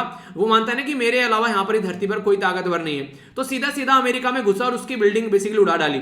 इसकी वजह से लगभग 3000 के करीब लोगों की जान चली गई। और 2001 की ये बात थी जब इसके द्वारा ये अटैक यहां पर किया गया। अफगानिस्तान के अंदर उस टाइम पर ये रहता था, तो उसके बाद में फिर यहां से इसने अपनी पोजीशन चेंज की, ये पाकिस्तान में पहुंच गया, पर लेकिन इसके पीछे अमेरिका अफगानिस्तान में आकर घुस गया। तो यहां पर उस टाइम पर तालिबान रूल कर रहा था 1996 में अफगानिस्तान में। उसने बोला अमेरिका ने कि तालिबान को कि यार मुझे पकड़ा दो तुम इसको, ओसामा बिन लादेन को, तो उसने मना कर दिया। तो ये बिल्कुल ऐसे जैसे कल को चलकर कोई रिक्शे वाला जो है प्राइम मिनिस्टर बोले कि यार वहां चलना है, मुझे रिक्शे वाला बोले कि नहीं मैं नहीं जाऊंगा, मेरे पास टाइम नहीं है अभी, ठीक है। तो समझ लो कि रिक्शा वाले की बात सुनकर प्राइम मिनिस्टर को क्या ठेस लगी, मैं प्राइम मिनिस्टर ऑफ इंडिया, ये रिक्शे वाला है, मुझे मना कर दिया, ठीक है। तो कुछ ऐसी फंडा आप लोगों को यहाँ पर देखने को मिलेगा। तो यहाँ पर मना कर दिया जब यूएसए को, तो यूएसए बेसिकली खुन्ना गया, वो बोला कि मैं अब यहाँ पर डेमोक्रेसी लेकर आऊंगा। तो डेमोक्रेसी लाने की बात की गई थी जॉर्ज डब्ल्यू बुश के द्वारा, और जो बाइडेन जो है वहां पर बहुत शानदार डेमोक्रेसी देकर चले गए, ठीक है। तो ये मुद्दा आप लोगों को यहां पर देखने को मिला। तो राइटर यहां पर ये बोले कि टेररिज्म अगर आप लोग देखें, आप लोग टेररिज्म मिटाने आए थे, पर लेकिन रियलिटी में आप लोगों ने टेररिज्म मिटाया नहीं, वही फंडा आप लोगों को देखने को मिलेगा जो फंडा पहले था। हाँ ये है कि इंटेंसिटी थोड़ी कम हो चुकी है, पर लेकिन आप लोग इसको ये नहीं बोल सकते कि खत्म हो चुका है, ठीक है। जिस तरीके से आज के डेट में ऑल ओवर वर्ल्ड में बॉम्ब ब्लास्ट हो रहे हैं, इवन अफगानिस्तान में यहाँ पर आज के डेट में भी यहाँ पर आप लोगों को देखने को मिलेगा, अब कई सारे ग्रुप सामने निकल कर आ जाते हैं, ठीक है। पहले तो अलकायदा हुआ करता, जैसे स्टार्टिंग में बात करना कि अलकायदा वगैरह हो गए, इस्लामिक स्टेट हो गया, ठीक है, ये तालिबान हो गए। अब आज की डेट में अलग अलग मुद्दे पर ये आपस में भी लड़ते हुए आप लोग को नजर आएंगे, पावर को लेकर भी। तो इसके चलते एक अलग ही माहौल आप लोगों को देखने को मिलेगा। और पाकिस्तान जो कि इनका हेवन हुआ करता था, इनको सबको सपोर्ट प्रोवाइड कराता था, वो आज के डेट में उसके ऊपर फाइनेंशियल एक्शन टास्क फोर्स का मुद्दा पड़ गया है, ठीक है। तो उसकी वजह से FATF financial action task force, इसके चक्कर में यहां पर ये ग्रे लिस्ट में पड़ा हुआ है। अगर दिक्कतें हुई तो ब्लैक लिस्ट में भी जा सकता है। यूएसए का बहुत बड़ा रोल है इसको इस लिस्ट में पहुंचाने का, तो वो ढंग से सपोर्ट प्रोवाइड करा नहीं रहा है। तो कहने का मतलब यह कि अफगानिस्तान में जिस तरीके का माहौल आज के डेट में बना हुआ है, वो एक तरीके से कहीं ना कहीं एक प्रॉपर पैटर्न में क्रिएट किया गया माहौल है। वहां पर जिस तरीके से स्टार्टिंग से चीजें चल रही थी, और वहां पर वरना यार इतनी पावरफुल कंट्री है यूएसए, वो तालिबान को कंट्रोल नहीं कर पाया 20 साल में, और 20 साल बाद भी तालिबान को रिप्लेस करके चला गया। वो तालिबान को रिप्लेस करने आया था, फिर से तालिबान के हाथे पावर देकर चला गया। तो ये काफी एक सोचने वाला मुद्दा है। तो इसके चलते यहां पर कहीं ना कहीं एक तरीके से फेलियर आप लोग बोल सकते हैं इतनी पावरफुल कंट्री का। तो अभी एक न्यू एरा स्टार्ट हो रहा है टेररिज्म का, ठीक है, जहां पर जो सबकी इंटेलिजेंस फोर्स है वो काम नहीं कर रही है, क्योंकि कहीं पर भी बॉम्ब ब्लास्ट हो जाते हैं, ठीक है। तो इसका मतलब ये होगा कि इंटेलिजेंस फोर्स जो है वो काम नहीं कर पा रही है। क्यों? क्योंकि इन्होंने लोन वुल्फ अटैक करने स्टार्ट कर दिए काफी लार्ज स्केल पर। उसको क्या बोलते हैं, मान लीजिए मैं आप लोग कुछ बातें बता रहा हूं, आप लोग मेरी बात से सहमत हो जाते हैं, ठीक है। और कई बार आप लोगों का मेरे साथ में कनेक्शन भी नहीं है, मैं कहता हूं बच्चों का एजुकेशन प्रोवाइड करा दो, ठीक है, आप लोगों को जहां पर मिले किसी की हेल्प कर दो, आप लोग मेरे साथ में कनेक्ट नहीं है, पर लेकिन वो चीज आप लोगों को अच्छी लगी, आप लोगों ने उसको अडेप्ट कर लिया। अब आप लोग क्या करेंगे, जहां भी आप लोगों को लगे किसी की हेल्प करनी चाहिए, पैसे मत देना किसी को खाना खिलाना है, किसी को किताबें दिलानी है, तो आप लोगों ने उसकी हेल्प कर दी, ठीक है। तो ये आइडियोलॉजी आप लोग के अंदर डेवलप होनी स्टार्ट हो गई, तो आप लोगों को फील अच्छा करा रही है, तो आप लोग इसको एंजॉय कर रहे हो, आप लोग इसको किसी की हेल्प करना वो अच्छा लग रहा है। और नॉर्मली माना भी जाता है कि लगभग 5% आप लोग की कमाई का जो है ना, जो आप लोग जिंदगी जो आप लोग कमाते हो हर महीने, किसी की हेल्प में आप लोगों को लगा देना चाहिए। इससे आप लोगों की जो खुशी है वो बढ़ती है, इससे आप लोगों की सेहत अच्छी रहती है। ये मतलब एक अच्छी बात है जो कि बुजुर्गों के द्वारा बोली जाती है कि अपनी कमाई का हमेशा कुछ ना कुछ प्रतिशत दूसरों की हेल्प में आप लोगों को लगा देना चाहिए। तो ये जो बातें आप लोगों को यहां पर देखने को मिलती हैं, ये बातें आप लोगों को मैंने बताई, आप लोगों ने अडेप्ट कर ली। अब इसी तरीके से अगर चीजें आप लोग समझिए, किसी पर्टिकुलर पर्सन को एक गलत आइडियोलॉजी में डाल दिया जाए, ठीक है, तो यहां पर मैं आप लोग कुछ गलत बातें बताने लगूं कि हाँ किसी की हेल्प नहीं करनी चाहिए, ठीक है। एक तरीके से अगर जहां भी मिले कहीं लूटने का किसी को मन करे तो वहां पर लूट लेना चाहिए उसको, ठीक है। किसी को भी एक तरीके से कहीं किसी पोस्ट पर आप लोग जाकर बैठ गए, जहां करप्शन करने का मौका मिले वहां पर तुरंत करप्शन कर लेना चाहिए। अगर वो वाली आइडियोलॉजी आप लोग को पसंद आने लगी, तो चाहे मैं आप लोगों के साथ में कनेक्ट हूं, चाहे मैं आप लोगों के साथ में कनेक्ट न रहूं, आप लोगों को जहां भी मौका मिलेगा वो काम आप लोग करोगे, ठीक है। हालांकि ऐसे फैमिली कोई ऐसा काम नहीं करेगी। ये जस्ट एक उदाहरण के तौर पर मैं बता रहा हूं आप लोगों के ऊपर डालकर, ताकि आप लोग इसको ढंग से कोरिलेट कर सको। अब किसी पर्टिकुलर पर्सन को यहां पर एक आइडियोलॉजी में बांध दिया, मान लीजिए इस्लाम का नाम लेकर इनको बांध दिया, ठीक है। अब वो पर्टिकुलर पर्सन जो है भले ही अपने ग्रुप के साथ में कनेक्ट ना हो, जहां भी उसको लगेगा कुछ ऐसी बातें हो रही है मुस्लिम कम्युनिटी के साथ में, तुरंत उसके अंदर का जो उसके अंदर आइडियोलॉजी फूंक रखी है वो वहां पर उसकी धधक धधक कर बाहर निकलने लगेगी और वो वहां पर उल्टी सीधी हरकतें करता हुआ नजर आएगा। इवन चाहे उसकी जो पर्टिकुलर जो लीड पॉलिटिकल पार्टी है, जो उसका पर्टिकुलर जो सरगना है, वो चाहे उसको सपोर्ट भी प्रोवाइड ना कराए, वो अपने आप हरकतें कर डालेगा। उस आइडियोलॉजी से इतना ज्यादा हुआ है, ठीक है, इतना ज्यादा धसा हुआ है उसमें। तो ऐसी कंडीशन देखने को मिलती है आज के डेट में, और लार्ज स्केल पर ऐसी सिचुएशन निकल कर आती है। तो बहुत सारे ऐसे मुद्दे यहां पर, तो वही बातें बताई जा रही है कि टेररिज्म को और ज्यादा आप लोगों ने ऐसा कर दिया है कि आज की डेट में खत्म नहीं होने वाला है। कोरोना वायरस बन गया टेररिज्म आज की डेट में। अभी G20 की जब मीटिंग हुई उसमें इंडिया के द्वारा बोला गया कि अफगानिस्तान में काफी कुछ हम लोगों ने डेवलपमेंट किया है। अफगानिस्तान में आज के डेट में बहुत सारे लोग जो हैं वो भूखमरी का शिकार हो रहे हैं। तो ये माना जा रहा है कि लगभग 20 मिलियन का मतलब होता है यहाँ पर बेसिकली 200 लाख, ठीक है, यानी कि इसका मतलब हो गया 2 करोड़। तो 2 करोड़ के करीब लोग जो हैं वो आज के डेट में बहुत बुरी कंडीशन में जी रहे हैं, यानी कि उनकी जिंदगी जो है वो खतरनाक लेवल पर पड़ी है। यूनाइटेड नेशन के द्वारा ये बोला गया अब फंड भी नहीं गया तो दिक्कत हो जाएगी। यूएसए ने सारा फंड रोक दिया, यहाँ पर जो भी ऑर्गेनाइजेशन फंड दी थी वो सारा फंड रोक चुकी है। ओनली 35% फंड जो है वो अभी फिलहाल अवेलेबल है।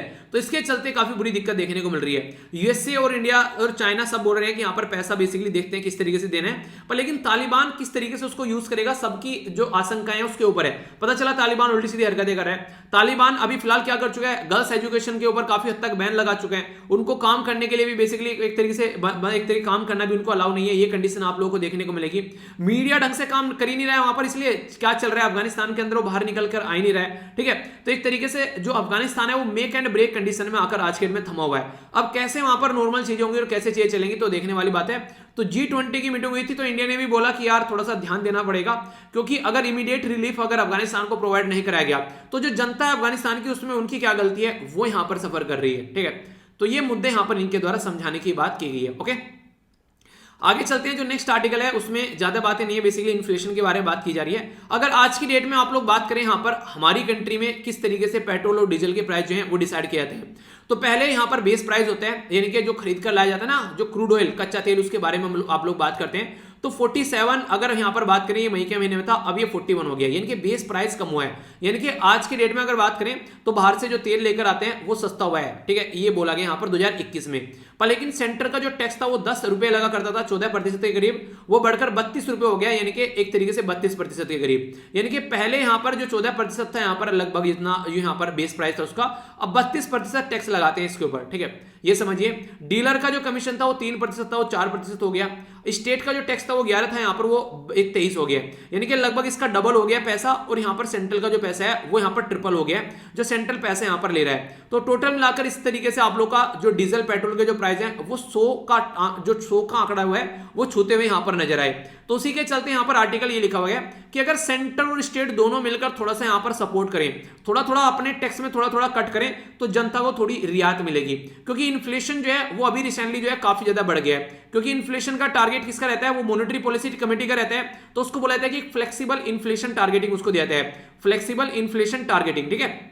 तो यहां पर जो फ्लेक्सिबल इन्फ्लेशन टारगेटिंग दिया जाता है उसमें 2 से लेकर 6 के बीच में इन्फ्लेशन रखने के लिए इनको बोला जाता है। तो अभी यहां पर अगर ये थोड़ा सा क्रूड ऑयल में थोड़ा सा कट करेंगे, अपना जो टैक्स इनके ऊपर लगा रखा है, तो लोगों के हाथ में पैसा जाएगा थोड़ा, ठीक है। और यहां पर जो चीजें जो बढ़ रही है एक तरीके से, इन्फ्लेशन कैसे बढ़ता है, मान लीजिए आज के में एप्पल लेकर आना है आप लोगों को जम्मू एंड कश्मीर से, ठीक है, उन एप्पल को आप लोगों को तमिलनाडु के अंदर लेकर जाना है, ठीक है।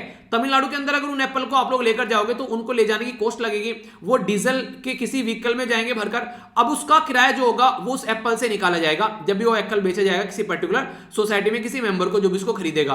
तो ये इन्फ्लेशन हो गया, महंगाई हो गई यहाँ पर किसकी वजह से, ये हो गया बेसिकली क्रूड ऑयल की वजह से या फिर ईंधन की वजह से, ठीक है, ऐसा बोल सकते हैं आप लोग यहाँ पर। तो इस तरीके से सिचुएशन है कि अगर यहाँ पर सेंटर चाहे तो थोड़ा सा इसके ऊपर काम कर सकता है, क्योंकि काफी लार्ज स्केल पर चीजों को टाइट रखकर यहाँ पर चला जा रहा है। और जब डिमांड और सप्लाई में एक डिसरप्शन आ जाते हैं, यानी कि यहाँ से एप्पल यहाँ जाने तो है लेकिन ये एप्पल जो है वहां पहुंच ही नहीं पा रहे हैं, ठीक है, किसी भी रीजन की वजह से। यहाँ पर पता चला रास्ते में किसानों का प्रोटेस्ट चल रहा है, ठीक है, कोविड-19 की वजह से लॉकडाउन लग रहा है, एक राज्य से दूसरे राज्य में एंट्री नहीं मिल पा रही है। तो बहुत सारे ऐसे मुद्दे आप लोगों को देखने को मिलेंगे। तो इसकी वजह से भी यहाँ पर एक काफी ज्यादा इन्फ्लेशन बढ़ता है, तो इसके ऊपर भी हम लोगों को काम करना चाहिए। ये बातें यहाँ पर राइटर बोल रहे हैं, ठीक है। तो समझ में आ गया कि कंफ्यूजन नहीं होना चाहिए किस तरीके से क्या क्या मुद्दा यहाँ पर चल रहा है। तो ये पर्टिकुलर इंपॉर्टेंट पॉइंट था जो कि यहां पर बताने की कोशिश राइटर के द्वारा की गई है। ओके, आगे जो है मैंने आप लोगों को बताया था कि कॉन्फ्रेंस ऑफ पार्टी के बारे में। अभी कॉन्फ्रेंस ऑफ पार्टी 26 होने वाली है ग्लासगो यानी कि यूके के अंदर में, तो उसके ऊपर कई सारे आर्टिकल आने वाले हैं। तो यहां पर इंपॉर्टेंट मुद्दा ये भी है जो मैंने आप लोगों को बताया भी था कि जब कॉन्फ्रेंस ऑफ पार्टी पेरिस के अंदर हुई थी 2015 की, तो वहां पर यह बोला गया था कि जो रिच कंट्री है यानी कि अमीर देश हैं उनको 100 बिलियन इकट्ठा करना है ईयर पर ईयर। और यहां पर ये जो कंट्री है खासकर गरीब कंट्री है यानी कि जो डेवलपिंग कंट्री है, इंडिया कंट्री है जैसे कि इस तरीके, उनको सपोर्ट प्रोवाइड कराना है। और ये बेसिकली यहां पर ये इनके द्वारा बोला गया था स्टार्ट किया जाएगा, ठीक है, जो फंड प्लेड करना है यहां पर बियॉन्ड ईयर 2020, तो यहां से इसको चीजों को स्टार्ट किया जाएगा। पर लेकिन 2021 में हम लोग आए हैं, अभी यहां पर आधा भी फंड जो है वो इकट्ठा नहीं हुआ जितना बोला था। तो इस तरीके से यहां पर राइटर ये बोल रहे हैं कि कॉन्फ्रेंस ऑफ पार्टी 26 में कुछ इस तरीके से लेकर चलना चाहिए ताकि ये पैसा जो है वो इकट्ठा किया जा सके प्रॉपर वे में। और यहां पर दो तरीके से पैसा दिया जाता है, ठीक है, एक तो लोन के तरीके से दिया जाता है, ठीक है, जो कि यहां पर वापस मिलेगा, ठीक है, एक तरीके से एक रहता है यहां पर कंट्रीब्यूशन रहता है। तो यहां पर वो भी देखना पड़ेगा कि किस तरीके से पैसे यहां पर निकल कर आ रहे हैं। यानी कि मान लीजिए यहां पर एक तरीके से आप लोगों ने ऐसा पैसा दिया जो कि आप लोगों को वापस चाहिएगा एक तरीके से लोन के तरीके से, तो यहां पर लोन नहीं होना चाहिए बेसिकली यहां पर, ठीक है, होना क्या चाहिए यहां पर बेसिकली होना चाहिए एक तरीके से ग्रांट होना चाहिए। ग्रांट क्या होता है? ग्रांट होता है कि आप लोगों को रिटर्न नहीं मिलेगा। लोन क्या होता है? उसको आप लोगों को रिटर्न मिलने के चांसेस रहते हैं। पर लेकिन लोन इतने सस्ते इंटरेस्ट में ये दे देते हैं कि वो एक तरीके से ऐसा लगता है कि ना के बराबर है, बस पैसा है और पैसे रिटर्न आना है। जब भी कभी टाइम लगे 10-20 सालों में बेसिकली लंबा टारगेट उसका रहता है। तो यहां पर ये चीज देखने को मिलेगी। तो कॉन्फ्रेंस ऑफ पार्टी 26 जो हो रही है उसमें इन सब मुद्दों पर फोकस देना चाहिए। कॉन्फ्रेंस ऑफ पार्टी सबसे पहले हुई थी जर्मनी के अंदर में, बर्लिन के अंदर में 1995 में। फिर तीसरी हुई जिसको क्योटो प्रोटोकॉल का नाम भी आप लोग जानते हैं, क्योटो में, ठीक है, 1997 में। तो इसके ऊपर बात की गई कि यहां पर legally binding development basically emission को रिड्यूस करने की बात की गई। इंपॉर्टेंट है, याद रखिएगा 2002 में दिल्ली के अंदर हुई जिसको दिल्ली डिक्लेरेशन भी बोला गया, ठीक है। तो जिसमें हम लोगों ने टेक्नोलॉजी ट्रांसफर के बारे में बात की कि अमीर कंट्री को गरीब कंट्री को टेक्नोलॉजी ट्रांसफर करनी चाहिए ताकि वो इन सब चीजों को टैकल कर सके। यहां पर कोटवाइस पोलैंड के अंदर देखने को मिली जहां पर बातें की गई कई सारी चीजों को करने की, ठीक है, पर लेकिन फिर भी चीजें नहीं हुई। पर हाँ ये हुआ कि नेशनल डिटरमाइन जो प्रोग्राम है उनके ऊपर फोकस देकर चलते हैं। लास्ट वाली जो इसमें कुछ ढंग से निकल कर आए नहीं, 2020 में ये अभी करा पाए नहीं कोविड-19 के चलते, तो 2021 में हो रही है, इसको इसलिए काफी ज्यादा फोकस दिया जा रहा है। इसीलिए IPCC inter governmental panel on climate change है, जो कि एक ऐसी ऑर्गेनाइजेशन है जो कि वर्ल्ड में बताती है कहां पर क्या क्या दिक्कतें चल रही है। उसने भी बोला यहां पर कि हाँ यार इन चीजों के ऊपर फोकस देकर चलते हैं ताकि प्रॉब्लम का सोल्यूशन निकाला जा सके। इसलिए उसने अपनी रिपोर्ट 2022 में प्रस्तुत करनी थी, पर लेकिन उसका एक पार्ट उन्होंने अभी प्रस्तुत कर दिया ताकि उसको डिस्कस किया जा सके कॉन्फ्रेंस ऑफ पार्टी जो कि 26 अभी यहां पर हो रही है ग्लासगो के अंदर में। तो ये मुद्दा यहां पर देखने को मिला।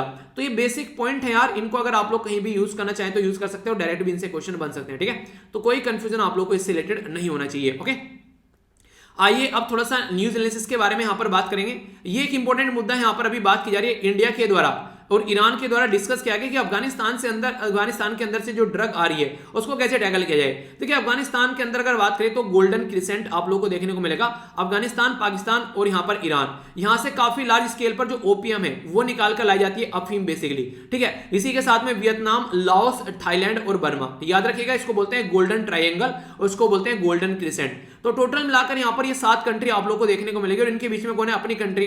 तो हमारी कंट्री में काफी लार्ज स्केल पर ये चीजें देखने को मिलती है। इसी तरीके से अभी 3000 के करीब यहां पर बेसिकली 3000 किलोग्राम जो हीरोइन थी वो यहां पर मुंद्रा पोर्ट से यहां पर बेसिकली अभी सीज की गई। तो हमारे देश में आती तो कहां पर ये पहुंचती, कितनी सारी दिक्कत यहां पर देखने को मिलती। तो उसी के चलते यहां पर बात की जा रही है। तो ये पर्टिकुलर जो पोर्ट है याद रखिएगा गुजरात के अंदर यहां पर गल्फ ऑफ कच्छ के अंदर में कांदला पोर्ट आप लोगों को यहां पर देखने को मिलेगा, ठीक है। तो कई बार पोर्ट भी आप लोगों से पूछ ले आते हैं थे मेजर पोर्ट कहां पर है। तो यहां पर ये कई बार असिस्टेंट कमांडेंट का जो पेपर होता है ना उसमें ये कई सारे पूछे जाते हैं बड़ी फ्रीक्वेंटली यूपीएससी के द्वारा, ठीक है। इलीगल प्रोडक्शन की बात की जा रही है काफी लार्ज स्केल पर अफगानिस्तान के अंदर, जिसकी वजह से ईरान पर भी काफी इंपैक्ट पड़ रहा है। क्यों? क्योंकि ईरान तो अफगानिस्तान के बिल्कुल पड़ोस में, अगर मैप में मैं आप लोगों को दिखाऊं यहां पर, तो ईरान के साथ में तो काफी बड़ा बॉर्डर टच कर रहा है। तो ईरान पहले लंबे समय से ही जूझ रहा है अफगानिस्तान की इस प्रॉब्लम से। तो ईरान अब ये कह रहा है कि यार देखो ये दिक्कतें काफी ज्यादा बढ़ रही हैं, तो इसका कोई ना कोई सोल्यूशन निकलना चाहिए। तो उसी के चलते यहां पर मुद्दे सामने निकलकर यहां पर आ रहे हैं। तो गुजरात के अंदर अभी इसको पकड़ा गया, तो नेशनल इन्वेस्टिगेशन एजेंसी है वो भी यहां पर इसको देख रही है। तो इसके चलते अदानी जो है वो इस पोर्ट को मैनेज करता है। तो उसने रिसेंटली अभी ईरान, पाकिस्तान और अफगानिस्तान से जो भी चीजें यहां पर आ रही है उसको बेसिकली अभी यहां पर क्या कर दिया है, नोट हैंडल, यानी कि उसका हैंडल नहीं करेगा। अभी उसको बोल रहा है कि उसको टैकल रोका जाएगा। तो देखते हैं क्या कंडीशन यहां पर निकल कर आती है, ठीक है। आगे चलते हैं, यहाँ पर हमारी कंट्री के जो वाइस प्रेसिडेंट है एम वेंकैया नायडू जी, उनको बेसिकली विजिट करनी थी अरुणाचल प्रदेश। चाइना ने बोला कि यहाँ पर विजिट नहीं करना है क्योंकि ये तिब्बत का, साउथ तिब्बत का पार्ट है अरुणाचल प्रदेश। तो उसके चलते इंडिया ने उनका जो मुद्दा था उसको रिजेक्ट कर दिया, बोला यार अपना देश से जाएंगे, तुमको जो रोकना है रोक लो, ठीक है। तो इंडिया और चाइना के बीच में भी बात चली रही थी नॉर्मल करने की रिलेशन को, पर चाइना लग नहीं रहा है यहाँ पर ऐसी ऐसी हरकतें कर हम लोग कल को बोलने लगे कि बेसिकली हम लोग तिब्बत को बोलने लगे तुम्हारा पार्ट वो नहीं है, ठीक है, तुम बोले सदन तिब्बत है तुम्हारा अरुणाचल प्रदेश, तो फालतू की बातें होगी ना, मतलब हमने पूरा तिब्बत तुमको दे दिया और तुम हमारे अरुणाचल प्रदेश के ऊपर भी आंखें गड़ाए बैठे हो। तो ये थोड़ी सी सोचने वाले मुद्दे हैं। आगे बात करें, यहाँ पर पंजाब जो है वो अनहैप्पी है सेंटर से, क्योंकि सेंटर ने बीएसएफ की पावर बढ़ा दी गई है पंजाब वाले एरिया में, ठीक है। तो देखिए अगर आप लोग मैप में थोड़ा देखेंगे तो आप लोग चीजों को समझ पाएंगे। बेसिकली पंजाब वाला जो एरिया आप लोगों को देखने को मिलेगा तो पाकिस्तान के बेसिकली साथ में टच कर रहे हैं, तो इसकी वजह से दिक्कत देखने को मिलती है इंडिया और पाकिस्तान के बॉर्डर के ऊपर, ठीक है। तो उसी के चलते यहाँ पर ये बातें निकल कर आ रही है। हमारी कंट्री में कौन कौन सी फोर्स किसी बॉर्डर को मैनेज करती है पता होना चाहिए आप लोगों को। इंडिया जो पाकिस्तान का बॉर्डर है वो बीएसएफ के द्वारा, और इंडिया और बांग्लादेश का बॉर्डर बीएसएफ के द्वारा। रीजन क्या है? क्योंकि पहले पाकिस्तान ही था, दोनों बांग्लादेश बाद में बन गया, वो एक अलग बात है। इंडिया चाइना वाला बॉर्डर जो है वो इंडो तिब्बतन पुलिस फोर्स के द्वारा बेसिकली, और सशस्त्र सीमा बल जो है वो इंडिया, नेपाल और भूटान को, और म्यांमार आसाम राइफल को। तो ये बॉर्डर यहाँ पर हमारे इनके द्वारा मैनेज किए जाते हैं। तो कई बार मैच करने के लिए भी आप लोगों से क्वेश्चन पूछ लिए जाते हैं। अब एक मुद्दा निकल के आ रहा है कि अलवर, पानीपत और इसी के साथ में मुजफ्फरनगर, ये एनसीआर से कट करने की बात की जा रही है इनको। अगर आप लोगों से कोई पूछ ले, अगर 3 राज्य से आप लोग आते हैं, उत्तर प्रदेश, राजस्थान और अगर आप लोग हरियाणा से निकल कर आते हैं, तो आप लोग को पता होना चाहिए कौन कौन सा रीजन आप लोग का एनसीआर के अंदर में आता है, ठीक है। जैसे यहाँ पर दिल्ली है, इसके आसपास वाला रीजन एनसीआर हो गया, तो सारे मैक्सिमम डिस्ट्रिक्ट आप लोग यहाँ पर देखने को मिलेंगे। तो सबसे ज्यादा एरिया हरियाणा का है, ठीक है, फिर आप लोगों को देखने को मिलेगा उत्तर प्रदेश का, और फिर आप लोगों को राजस्थान का, ठीक है। तो यहां पर इसमें क्या कर रहे हैं कि इसका अलवर कट कर रहे हैं यहां पर, और इसी के साथ में पानीपत कट किए जा रहे हैं, यानी कि यहां से अलवर कट कर रहे हैं, ठीक है। और इधर आप लोगों को देखने को मिलेगा पानीपत कट करने की बात की जा रही है इधर से, ठीक है। पानीपत यहां पर आप लोग देखते हैं, ठीक है, और यहां पर अलवर कट किया जा रहा है। तो इसके चलते आप लोग को देखने को मिलेगा मुजफ्फरनगर कट किए जा रहे हैं, यहां पर आप लोग यहां पर देखने को मिलेगा जो दूर दराज वाला एरिया है। तो यानी कि इसके लिए कट किया जा रहा है क्योंकि अभी फिलहाल यहां पर जो ड्राफ्ट लाया गया रीजनल प्लान 2041 का, उसके चलते यहां पर एनसीआर वाले रीजन को डेवलप करने की बात की जा रही है। तो ये जो डिसीजन लिए जा रहे हैं यहां पर, ये नेशनल प्लानिंग बोर्ड एनसीपीआरबी के द्वारा ये डिसीजन यहां पर ले जा रहे हैं कि किस तरीके चीजों को टैकल करना है, ठीक है। तो ये मैंने आप लोगों को बताया ना, आप लोग अगर इन राज्य से आते हैं तो थोड़ा सा ध्यान जरूर रखिएगा, क्वेश्चन आप लोगों के लिए बन सकते हैं, तो कंफ्यूजन आप लोगों के माइंड में इसको लेकर नहीं होना चाहिए, ओके। आगे बात की जा रही है, देखिए कोयले को लेकर काफी सारी न्यूज है, अभी कोयला सप्लाई नहीं हो पा रहा है, कोयला ये कोयला वो, तो इसके बारे में तो क्वेश्चन बने या फिर ना बने, जो मैं आप लोगों को बताने जा रहा हूं उसके ऊपर क्वेश्चन जरूर बन सकता है, जो कि आप लोगों को ध्यान से सुनना है, ठीक है। इसके बारे में थोड़ा समझिएगा। देखिए कोयला जो होता है इसको किस किस कैटेगरी में आप लोगों को देखने को मिलता है। कोयला बनता कैसे, पहले आप लोग ये समझिए। सबसे पहले इसको बेसिकली पीईएटी, पीट बोलते हैं। ये नोट कोयला, ये कोयले की कैटेगरी में नहीं आता है देखा जाए तो, ठीक है। जब इसके ऊपर यहां पर इंक्रीज होता है हीट और कार्बन कंटेंट आप लोगों को इंक्रीज होता हुआ नजर आएगा, तो इसको ब्राउन कोयला बोलते हैं, बेसिकली लिग्नाइट बोल देते हैं। तो ये तो बिल्कुल बेसिकली लो क्वालिटी का होता है, डी ग्रेड का होता है, थोड़ा सा सी ग्रेड का होता है। फिर बिटुमिनस आप लोगों को देखने को मिलेगा, ये सॉफ्ट कोयला होता है। सबसे सही जो होता है उसको बोलते हैं एंथ्रासाइट, और हमारी कंट्री में एंथ्रासाइट जो है वो काफी कम है, ठीक है। तो जैसे जैसे हीट एंड प्रेशर बढ़ता रहता है, ये वाला कोयला आप लोगों को देखने को मिलेगा। सबसे हाई क्वालिटी का कोयला आप लोगों को यहाँ पर ये एंथ्रासाइट देखने को मिलता है, जो कि सबसे इंपॉर्टेंट है यहाँ पर ये, ठीक है। तो नॉर्मली यहाँ पर एंथ्रासाइट, बिटुमिनस और इसी के साथ में सब बिटुमिनस और लिग्नाइट, ठीक है। तो ये कोयला इस तरीके से आप लोग यहाँ पर देखने को मिलता है। तो यहाँ पर एंथ्रासाइट सबसे अच्छी क्वालिटी का कोयला है। तो कोयले के ऊपर अगर बात करें, हमारी कंट्री में अगर आप लोगों से कोयला पूछा जाए सबसे ज्यादा कहां पर आप लोगों को देखने को मिलेगा, तो झारखंड, उड़ीसा और बेसिकली झारखंड, उड़ीसा और छत्तीसगढ़ में हमारे देश का 70% कोयला आप लोगों को देखने को मिलेगा। कहां पर? ये हो गया बेसिकली झारखंड, ठीक है, और ये हो गया उड़ीसा और ये हो गया छत्तीसगढ़। तो यानी कि ये वाला जो एरिया है यहाँ पर सबसे ज्यादा कोयला देखने को मिलता है। लगभग 70% हमारे देश का कोयला जो है वो यहाँ से निकल कर आता है। पर लेकिन हमारी कंट्री में जो कोयला है वो अच्छी क्वालिटी का आप लोगों को देखने को नहीं मिलेगा, ठीक है। तो ये दिक्कत है। इंडिया वर्ल्ड में चौथे नंबर पर कोयला प्रोड्यूस करती है अगर देखा जाए तो। ये बेसिक इन्फॉर्मेशन है जो कि आप लोगों से कई बार क्वेश्चन की फॉर्म में पूछ लिया जाता है, ठीक है। तो इसके बारे में आइडिया रखिएगा, ओके। आगे चलते हैं, यहाँ पर पॉलिटिकल पुश की बात की जा रही है मेघालय को बाइफोर्केट करने के लिए। मैंने आप लोगों को बताया था खासो गायरा जयंती ये एरिया देखने को मिलेगा। तो मेघालय को डिवाइड करने की बात की जा रही है, मायावती जी के द्वारा उत्तर प्रदेश को 4 पार्ट में डिवाइड करने की बात की गई थी ना, इसी तरीके से यहाँ पर इसको डिवाइड करने की बात की जा रही है। तो ये रिसेंटली अभी न्यूज में इसके बारे में याद रखेगा। मेघालय एक ऐसा राज्य है नॉर्थ ईस्ट का, जो कि अगर आप लोग मैप में देख पाएंगे, आप लोग यहां पर देख पाएंगे मेघालय जो अकेला आसाम को टच करता है, और यहां पर बांग्लादेश आप लोगों को देखने को मिलेगा, ठीक है। बाकी यहां पर 14 न्यू जज हैं हाई कोर्ट के, तेलंगाना, केरला और उड़ीसा में नए जज यहां पर मिल गए।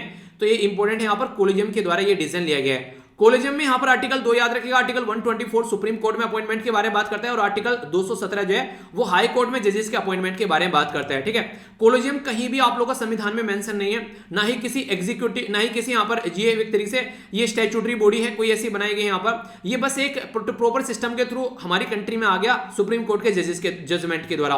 पहला जजमेंट आया था 1981 में, दूसरा सेकंड जजमेंट जो केस आया 1993 में, यहां से कोलेजियम सिस्टम निकल के आया। कोलेजियम सिस्टम का मतलब क्या था यहाँ पर कि 2 जज रहेंगे और चीफ जस्टिस ऑफ इंडिया रहेंगे, तो 3 आदमी मिलकर डिसाइड करेंगे किसको अपॉइंट करना है, किसको ट्रांसफर करना है। फिर लगाया 3 कम है और होने चाहिए यहाँ पर, फिर अभी 5 कर दिए यहाँ पर, 1 चीफ जस्टिस ऑफ इंडिया हो गए और बाकी के 4 सीनियर मोस्ट जज हो गए। अब ये डिसाइड करते हैं कहां पर कैसे कैसे काम करने हैं, और अगर प्रेसिडेंट को एडवाइस भी देनी है आर्टिकल 143 के तहत, ये भी काम कोलेजियम सिस्टम के द्वारा ही किया जाता है। ठीक है, तो ये इंपॉर्टेंट मुद्दा याद रखिएगा। गति शक्ति के बारे में यहां पर बात की जा रही है प्राइम मिनिस्टर मोदी साहब के द्वारा इंफ्रास्ट्रक्चर डेवलपमेंट करने के लिए। याद होगा 15 अगस्त को यहां पर अनाउंसमेंट किया गया था कि गति शक्ति जैसा कोई प्रोग्राम लेकर आ रहे हैं और उसमें इनके द्वारा 100 लाख करोड़ रुपए खर्च करने की यहां पर बात की गई थी। ठीक है, जो मैंने आप लोगों से यहां पर डिस्कस भी किया था उस टाइम पर। तो इससे काफी लार्ज स्केल पर बोला गया कि इंप्लॉयमेंट वगैरह जनरेट होगा और भी कई सारे फायदे यहां पर देखने को मिलेंगे। तो ये है पीएम गति शक्ति। ठीक है, तो देखते हैं कितने अच्छे से यहां पर डेवलपमेंट किया जाता है। तो ढांचागत विकास भी यहां पर काफी लार्ज स्केल पर देखने को मिलेगा। इंफ्रास्ट्रक्चर डेवलपमेंट यहां पर किया जाएगा, कॉरिडोर बनाए जाएंगे जिसकी वजह से सामान आसानी से आने जाने लगे, तो दुनिया भर की जॉब लोगों को मिलती नजर आएगी, ऐसा बोला जा रहा है। अभी कौन कौन सी कंट्री यहां पर बच्चों को दवाई दे चुकी है, तो Cambodia, Denmark, France, UAE, China, Canada, Germany, Sweden, Cuba, तो कई सारी कंट्री यहां पर एग्री हो चुकी है। हमारी कंट्री में भी चीजें देखने को मिल रही है, तो उसी के बारे में बात की जा रही है कि कहां कहां पर क्या क्या चीजें कितने बच्चों को दवाइयां दी जा रही है। ठीक है, 100 न्यू सैनिक स्कूल खोलने की बात की जा रही है, तो ये काफी इंपॉर्टेंट है। यहाँ पर काफी सारे बच्चे, लगभग 5000 जो स्टूडेंट जब एक्सपेक्ट है कि एडमिट किए जाएंगे क्लास 6 से। ठीक है, तो आने वाले टाइम में डिफेंस में अगर कोई जाना चाहता है तो उसके लिए एक अच्छी अपॉर्चुनिटी रहती है यहाँ पर, तो ये एक अच्छा तरीका आप लोग यहाँ पर बोल सकते हैं। बाकी तालिबान जो है वो काफी गुस्से में है, बोला जा रहा है कि अगर तालिबान जो है यहाँ पर बेसिकली यानी कि एक तरीके से सैंक्शन उनके ऊपर नहीं हटाए गए तो इसकी वजह से रिफ्यूजी क्राइसिस देखने को मिल सकता है जल्दी, तो डरा रहा है। ठीक है, यूएसए मैक्सिको के साथ में अपने बॉर्डर ओपन कर रहे हैं। श्रीलंका वाले फिशरमैन इसलिए टेंशन में रहते हैं बेचारे, क्योंकि उनको ये लगता है कि इंडिया के फिशरमैन ज्यादा ताकतवर है, उनके पास में ज्यादा टेक्नोलॉजी है, तो वो यहाँ पर श्रीलंका के फिशरमैन जो है वो टेंशन में रहते हैं, बोलते हैं अपने फिशरमैन को रोको। तो ये दिक्कत है, कई सारे मुद्दे रहते हैं। तो ये था आज का डिस्कशन। मैं आशा करता हूं आप लोगों ने इसको एंजॉय किया होगा। पीडीएफ टेलीग्राम से जाकर डाउनलोड कर लेना, सारी चीजें इकट्ठी आप लोगों को यहाँ पर मिल जाती है। ठीक है, ये है टेलीग्राम यहाँ पर। ओके, और अगर कभी वीडियो भी थोड़ी बहुत लेट होती है तो मैं ये भी आप लोगों को यहाँ पर बता देता हूँ, कोई दिक्कत होती है तो यहाँ पर आप लोग जरूर कनेक्ट रहिए। ओके, तो नेक्स्ट लेक्चर में मिलता हूँ, तब तक अपना ध्यान रखिए। बड़ों को नमस्ते, छोटों को प्यार, छोटी सी लाइफ है, एंजॉय करो यार। मिलता हूँ नेक्स्ट लेक्चर में, तब तक के लिए जय हिंद।